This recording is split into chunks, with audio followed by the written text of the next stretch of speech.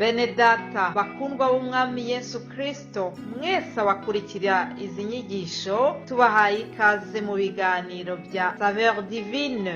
Ibi biganiro mu bitegurirwa n'abavugabutumwa bwiza batandukanye, akaba ari umuhamagaro ugendera ku ijambo ry'Imana byanditse mu gitabo cy'ubutumwa bwiza uko bwanditswe na Matayo ibice 24 umurongo wa 14. Kandi ubutumwa bwiza bw'ubwami buzigishwa mu isi yose ngo bube ubuhamya bwo guhamiriza amahanga yose, nibwo imperuka izaherako ize. Ibi biganiro mubikurikira ku channel ya YouTube yitwa Saveur Divine. Tubifurije kugubwa neza. Imana Data ari nayo So ibaha umugisha.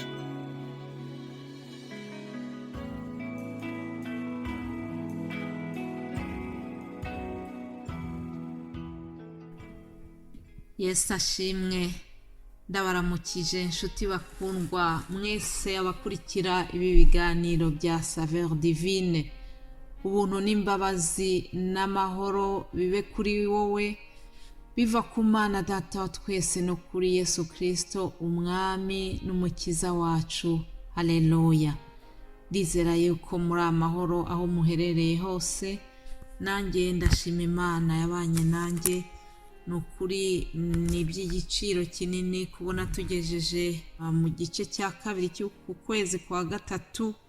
Imana ikiturinze, ndayishimira uburyo yabanye nanjye, ndayishimira uburyo yabanye namwe mwese, kandi ndayishimira kubw'umugambi mwiza ifite ku buzima bwacu.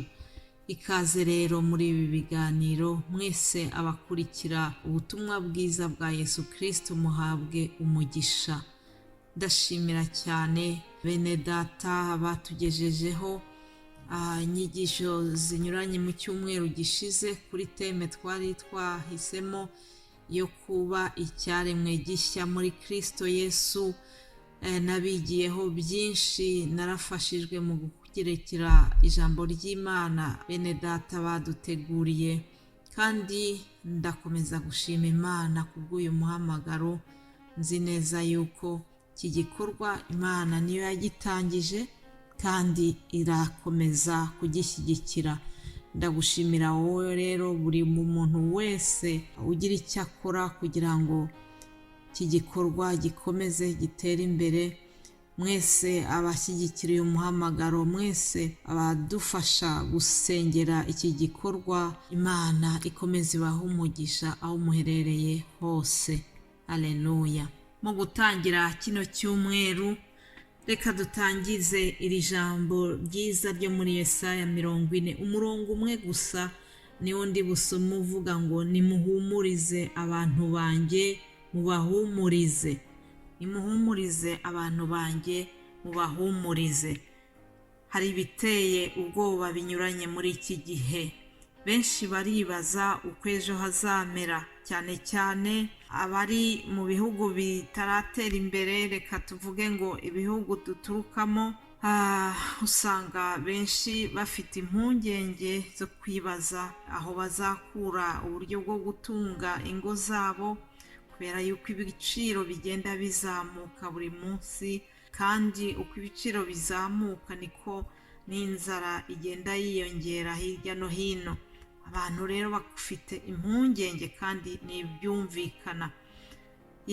Ibyo byose bituma umuntu agira ubwoba.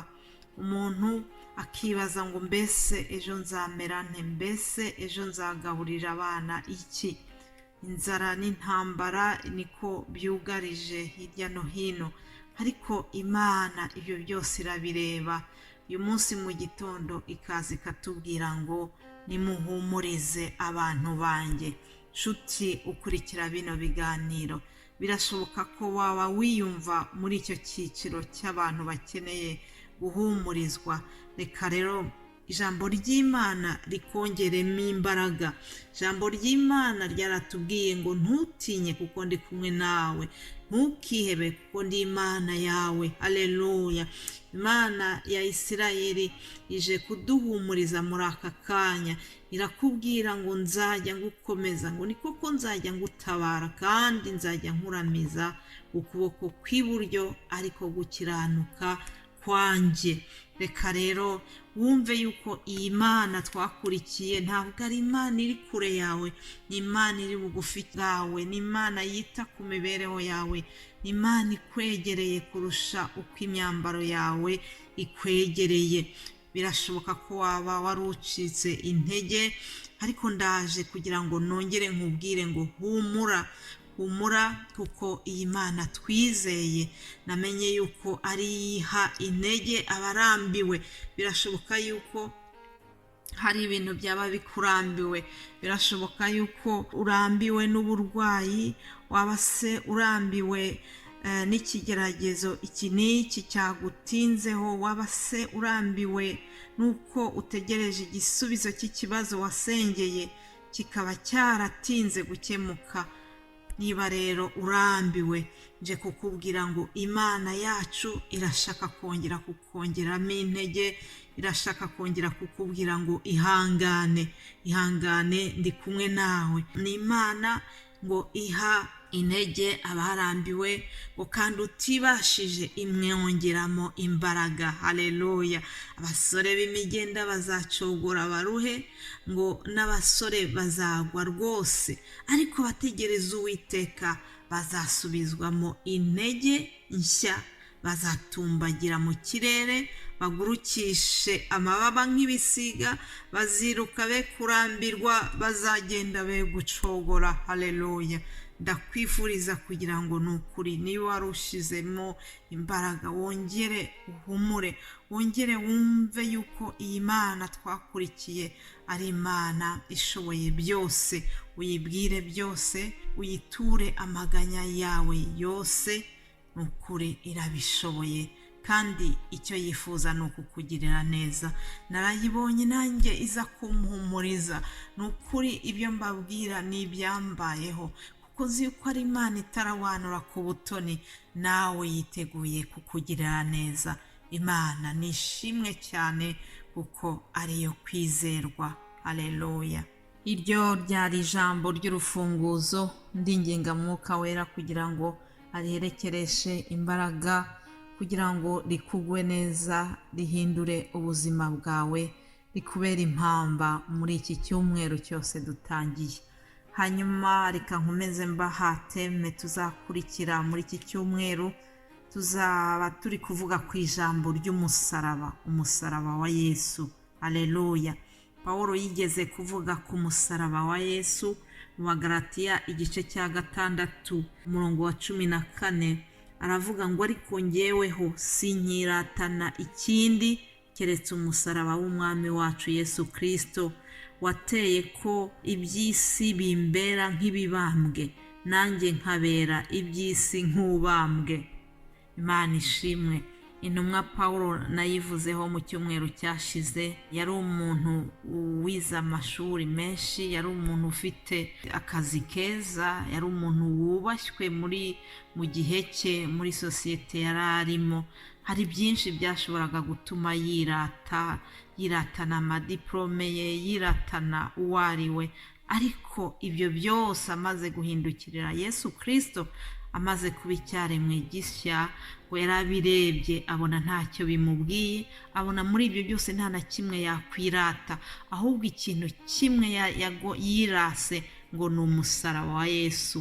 Niko atubwiye ati nta kindi nakwirata uretse umusaraba wa Yesu. Uyu musaraba tuzawuvugaho byinshi muri iki cyumweru. Munyemerere duhagarikira ahangaha, kuko njyewe kuwa mbere mbanje kubaha introduction y'icyumweru, ibindi bene data nibo bazabibagezaho, nanjye nkazakomeza mu rurimi rw'igifaransa. Yesu aduhana umugisha. Reka dusenga Imana mbere yo gusoza iki kiganiro.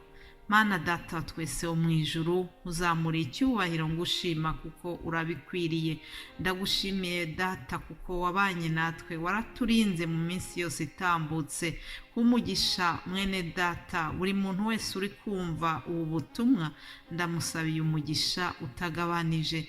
ndakomeza kukwinginga ngo uzabane natwe muri iki cyumweru. Ibyo bene data bazategura babigeza ku bwoko bwawe, ndakwinginze kugira ngo uzabiherekereshe imbaraga za Mwuka Wera, imirimo n'ibitangaza biherekeje ubutumwa dutanga hirya no hino. Ibyo nibyo tubisabye twizeye kandi tuzi yuko uzabikora ku bw'icyubahiro cyawe Mwami.